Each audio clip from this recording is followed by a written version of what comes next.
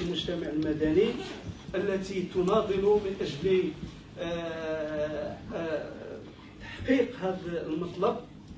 ثم والنقطة الأساسية هو فتح باب التواصل مع الأحزاب السياسية المغربية على مختلف مشاربها، لأننا نعتقد بأننا ممكن الحركة تستمد قوتها من داخل ما دام أن القرار السياسي بيد الأحزاب السياسية، وهي التي تعرقل، منها من يعرقل مشاركة مغاربة الخارج في تنظيم أو في تسيير الشأن العام داخل المغرب. هذا في عجالة حتى أفسح المجال لباقي الإخوة لإبداء وجهة نظرهم، وشكرا. شكرا أخ بشير. تنمر كيف؟ تنمر. بشير. بشير. Salam alaikum jami'an, Firdausi, du Conseil national du Maroc de France. Je suis aujourd'hui là, pas au titre en tant que membre du Conseil national de la communauté marocaine étrangère CCME, qu'un certain nombre de membres là. Aujourd'hui, il faut faire une différence, si on veut vraiment avancer, entre les membres de CCME et ce qui nous réunit aujourd'hui. Aujourd'hui, c'est un point qui nous unit, qui est la participation politique. Si on rentre dans ce conflit, vous êtes membre de ceci ou de cela, on va faire le jeu, effectivement, de ceux aujourd'hui qui nous disent que vous n'êtes pas unis. D'accord? Donc, et d'ailleurs, justement, c'est un des points, justement, de débat, même au sein du groupe de travail de CCME, sur la participation politique. Donc, pour ce qui nous concerne, en tant que CNF, Conseil national des Marocains de France, que je le rappelle, a été la première initiative, c'était la participation politique de ses propres membres.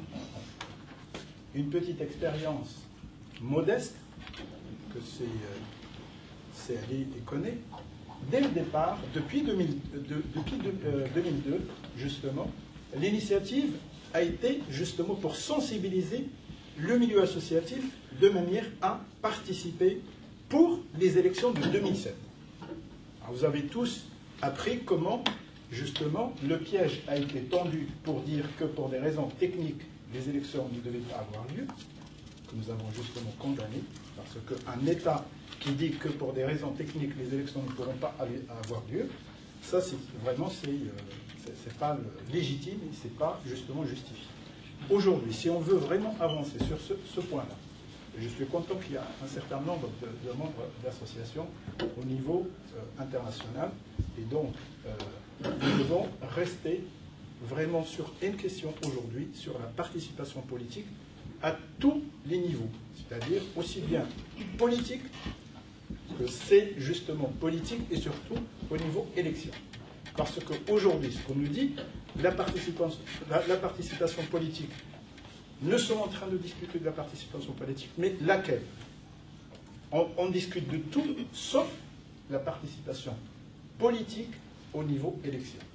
Donc, voilà aujourd'hui, si nous devons à ce moment-là être concrets, il faut avancer sur des sujets, effectivement, sur comment participer, sur quelle, justement, base. Justement là, Abdelhamid a évoqué tout à l'heure sur le sondage. Pourquoi pas ne pas mettre en jeu et en avant notre propre sondage, on peut commander. Si cela a été évité exprès, alors pourquoi nous, on ne le mettrait pas en place? Et justement, ce sera encore un point fort dans l'avancée justement de cette question. Et voilà, je vous remercie. Je crois que je n'ai pas dépassé les... برافو شكرا لا تقتلني الدوسي الاستاذ رشيدي. السلام عليكم. رشيدي محمد، رئيس جمعية ليدوليف association ليدوليف France et président délégué de l'association Grande Atlas. الله يخليكم، انا عندي واحد التساؤل، هو انه تعرفوا بانه كنا شاركنا من قريب ولا من بعيد مناظرات اللي هي كانت كتهيئ لها باش يكون هذا السي ام. كانت عندنا مواقف اللي دائما كنا كنقولوها، الاخوان كان اللي حاضرين كيشوفوا عليها اللي هما في السي ام او، انه كيخص المجلس يدوز بانتخابات.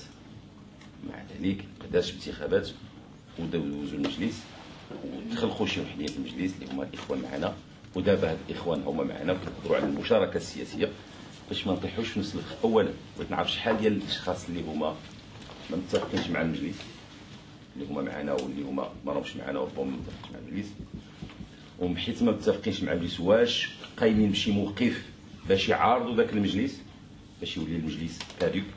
باش حنا نعرفوا بالشرط، حيت المواقف ديالنا قبل ما يكونوا هما في المجلس هي دابا، ودابا ما بقاو راهو في المجلس وكيقولوا لنا على المشاركه. بغينا نعرفوا واش الموقف ديالهم واش باقي في المجلس ولا ما باقيش في المجلس باش نعرفوا الاتجاه اللي غادي نمشيو فيه، لان حنا المغاربه موصوفين بواحد القضيه وحقا موصوفين واحد العدد الايجابيات، يعني عندنا واحد السلبيه. السلبيه اللي عندنا هو عندنا الانتهازيه، كنعرفوها معروفه في المغرب بزاف. للاسف كنمشيو نحسنوا راسنا، لانه غير حنا كناضلوا. انا واحد المناضلين اللي كنت ترشحت الانتخابات البرلمانيه وماشي مع جيت ترشحت، وانا كمقيم في المغرب لاحظت الناس اللي كيناضلوا معايا كيناضلوا وغير يكمل النضال كيجي كنسحب لي واش هو مناضل، في الاخير كيجي يطلب بانه ربما تعاونوا او تعطيه او دير له او توقفوا او كذا. هو النضال مبدئي، الا كنا غير نقارنوه النضال مقابل ما بقاش نضال. اذا حنا كناضلوا دابا بغينا نعرفوا واش غادي نبقاو كناضلوا في مبدا واحد ويد وحده والمبدا ديالنا هو المشاركه السياسيه، او دايرين لها طريق كنطرا. غدا غادي يعيطوا على السي فلان كيعرف يهضر مزيان، وغادي يعيطوا على فلان وغادي يصافيو حنايا حقا راه كان السي المبي راه كان كينضل معنا، راه دابا ولا في المجلس. اللي ما بقاش في المجلس خصنا نبقاو على واحد الركيز، واحد الركيزه اللي يمكن نوقفوا عليها. راه الناس كتقدم، راه الدول كيتقدموا، راه الناس كتضحي. اللي بغى يضحي راه كان ما ضحاوش اللي قبل منا، ربما ما نستقلوش او ما يكونش وما يكونش. اذا خصنا نركزوا على واحد المبدا، هذا هو اللي بغينا باش ما نعياوش. ملينا هذه الاجتماعات تقول لي قلت لك ونوض نخطب والاخر يخطب والله يعاوني يعاونكم، بعد كل واحد كيضرب على راسو. لا، يد في اليد، اتصالات، هذا اش كاين ما كاين مشكل. واحد احسن منا نقدموه ربما يتكلم مع المسؤولين ما كاين مشكل، واحد نقدموه يوجد لنا البرنامج ما كاين مشكل، واحد يهيئ لنا الاجتماع ما كاين مشكل. ما حنا ماشي كاع كلنا غادي نكونوا نحلوا هذا الشيء، ولكن يكون واحد الاتفاق، واحد الارضيه، ماشي نبقاو نتجامعوا وننافقوا ومن بعد كل واحد حقا فلان كان معك راه صافي يعيطوا عليه راه داروا ليه راه كذا. وخصنا نتفقوا شنو كاين باش هذا هو باش ما نملوش. الا بغيتو المسيره تمشي، بغيتو نبقاو نتلاقاو راه قال لنا وراه هضر مزيان السي فلان كتهضر تهضر مزيان تبارك الله عليك، والاخر كيعرف يهضر مزيان والاخر كيعرف يفسر مزيان، ايوا من بعد الله يعاود يعاونكم. لا، حنا ما خصناش الوسيله، خصنا الهدف نوصلوا. السلام عليكم.